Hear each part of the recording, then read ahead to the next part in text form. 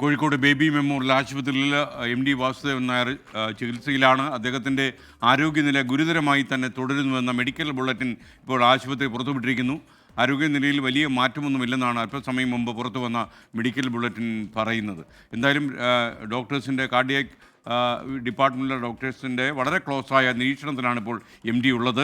ഷഹദ് റഹ്മാൻ കോഴിക്കോട് നിന്ന് ചേരുന്നു. ഷഹദ്, ടെലിഫോണിലാണ് ഷഹദ് ഉള്ളത്. ഷഹദ്, അല്പ നിമിഷങ്ങളെ ആയുള്ളല്ലോ ഈ മെഡിക്കൽ ബുള്ളറ്റിൻ പുറത്തു വന്നത്. ഈ ബുള്ളറ്റിൻ അനുസരിച്ച് അദ്ദേഹത്തിൻ്റെ നില അതേപോലെ തന്നെ തുടരുന്നു എന്നാണല്ലോ പറയുന്നത്.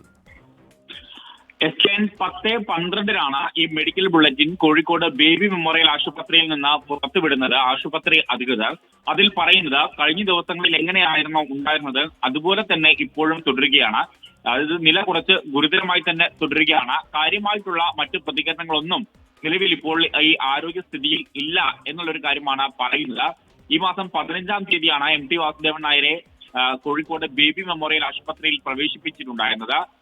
ഈ ദിവസങ്ങളിലൊക്കെ തന്നെ നില അതീവ ഗുരുതരമായി തന്നെ മാറുകയായിരുന്നു. തുടർന്നാണ് ഈ ബേബി മെമ്മോറിയൽ ആശുപത്രി അധികൃതർ മെഡിക്കൽ ബുള്ളറ്റിൻ പുറത്തുവിട്ടിട്ടുണ്ടായിരുന്നത്. കല, സാമൂഹിക, സാംസ്കാരിക, രാഷ്ട്രീയ മേഖലയിലെ പ്രമുഖരൊക്കെ തന്നെ ഈ ദിവസങ്ങളിൽ M.T. വാസുദേവൻ നായരെ സന്ദർശിക്കാനായി ഇവിടെ എത്തുകയും ചെയ്തിട്ടുണ്ടായിരുന്നു. ഇപ്പോൾ ഇന്നലെയും അതുപോലെ തന്നെ മെനിഞ്ഞാന്നുമായിട്ട് ഈ മരുന്നുകളോട് M.T. വാസുദേവൻ നായർ അല്പം ഒന്ന് പ്രതികരിക്കുന്ന ഒരു സ്ഥിതിവിശേഷം ഉണ്ടായിരുന്നു. എന്നാൽ നിലവിൽ ഇപ്പോൾ വീണ്ടും സ്ഥിതി അതീവ ഗുരുതരമായി തുടരുകയാണ് എന്നുള്ളതാണ് ഇപ്പോൾ ഡോക്ടർമാർ അറിയിക്കുന്നത്.